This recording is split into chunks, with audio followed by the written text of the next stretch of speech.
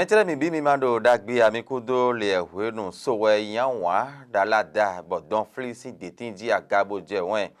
ena chenu mi do gbeji mi no nunu wa mi ton lewo hoja ma sin kan ho bo je mi sile mi na so lo so khule mi e home e yan zanga gbe kweji so sin azan ko aton gogbe martin libre e diwe mi na be sin e ti me po ndo mejele ta weko bo e hunu bo fi kan be bi do khosa ai e we mi no ko kan ho da yi chabi ai e ye dion flafo e ko rai hatan kan ho me e dogu do to ho do gbe ta democrat le e wa izran agba lobo mo mejele wa da yi e gudu e mi na no pombo e na pa mi ho enu mi le din lo so mi ho enu we mechele mi chabi ai martin libre e so ye ton na ga bo de me na ho wa da yi sin ye da paton e we le sin ye rufin e ti me po do mejele no e mi ko to ho bo ko ho kan do e mi ala le ho fo do e bo na kin flafo e kra yin aji me e kuna mo pere pon ho wa da yi gudo e we mi na no le gbangban won me na ho e so ogbeta e neon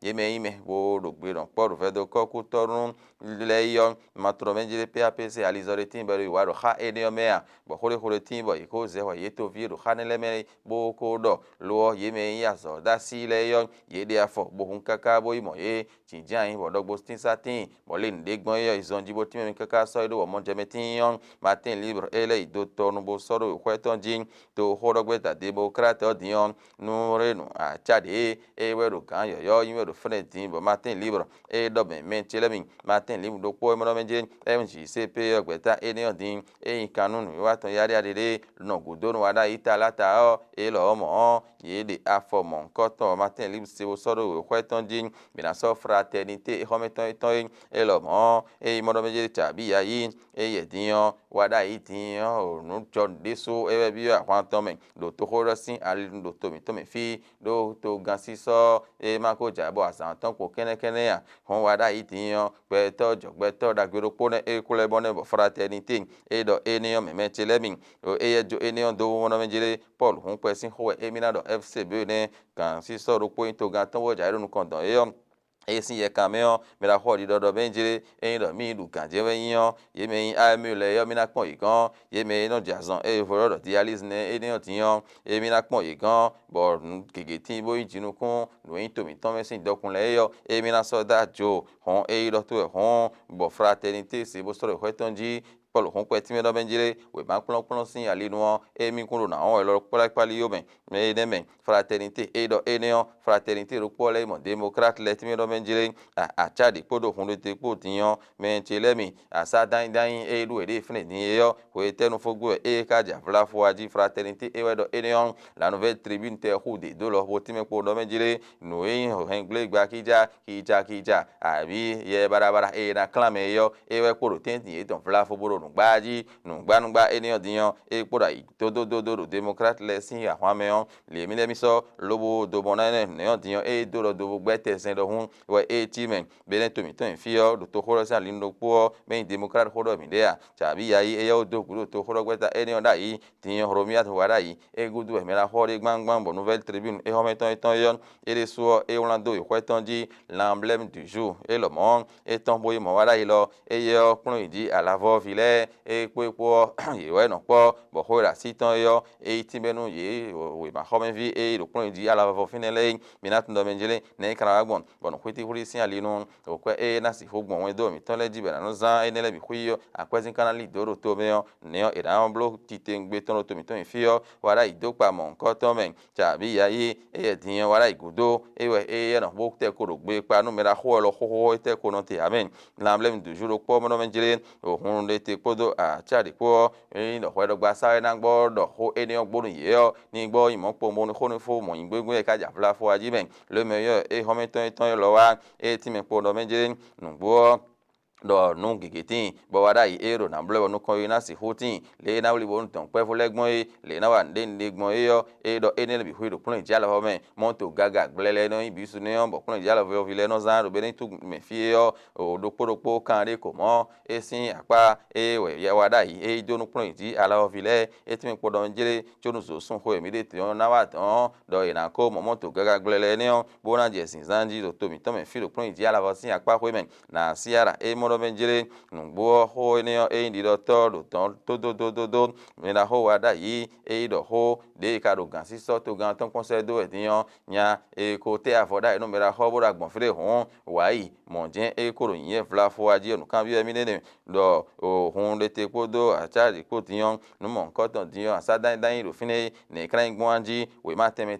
e na ganje bo na ji e ri hun le te le yo o no mon ko ton na se ara do le e mi tun bo so do o we kwe e mi ton di me libération e hometon eton yo e mo wada yi e mo no menjere azoda hora ho me la hora dosin lo lo idi fon kan sin alinwe nda hora ho na gba ibuwa idi sakpo di hoko si alinde so bele to mi ton do na hozu bo na do nu kon ihugan le ko de gbon ho yo e ni otiyan libération e wa ise ro me la hora bo so ro kwe ton jin wada yi tiyan e o me e mo no menjere chabi ya iyo eleko bo ame o chabi ya itin e kwanta wada yi bo le o mi na si ho azoha e do gudu to horo gweta e ma ro gboro do ko ate papo abi degbe wo hofo me e ma soro hofo do o dan to pasin ahida ho libération no monoje na libéré ton e na go sin frère na idi ahiye yo e na certain sin frère diyan azan de vous ko le je o me azan de vous je o libération ti me no menjere o lidosun e mi na bi otan e sin azan tan wa tan go gbe e ko le so do tin bo ina hunu sin do nu kwasun o me tan bo libération se bo soro ho tan ji e yin me che lemi mi na jo e ne on do balanso ajache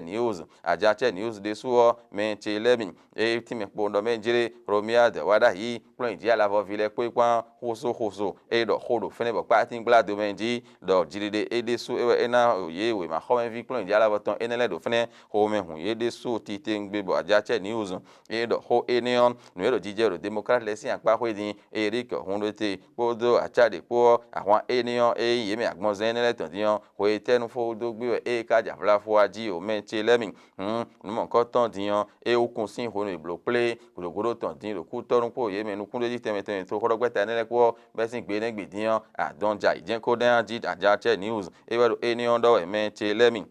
labusol ewe mina so din etime po ndo menjele onu ero jije we democrat lesin apahoyo nya e so jire na me do ero fidian e ma le wuti ma lele din kaka bo sen e bana si hosadu e na sadu ero to men flafo aidio labusol ewe do eni ondo me telemi mina ndo menjele o SRTB yo tontiyan nukume yo defo do geze we to men ogushi na kunde Serge Ayaka ye de tiyan e na ro kan do gbavi nu pẹran gọnà kpodo STV sin hoyotanu boran di asawaji hon iko ingante jemeton webo hojama e sodo ikweton ji o menche lemi mina so de cryptage info e timi no kpodo menjere no gbo ipon ji alavo finion mi lo ye omo do hojama sin nu kan mi atnole wada yeme e ipon ji alavo vileo ye play to mo e ton bo ipe mera ho ro nu ton yo e ndi do tonu ye chabi yayi e ye diyan e wa je wada iji bo nu e mera ho yon wa yon mera ho ton e te ko je lido di ho lo mina jo enion jo mana so le challenge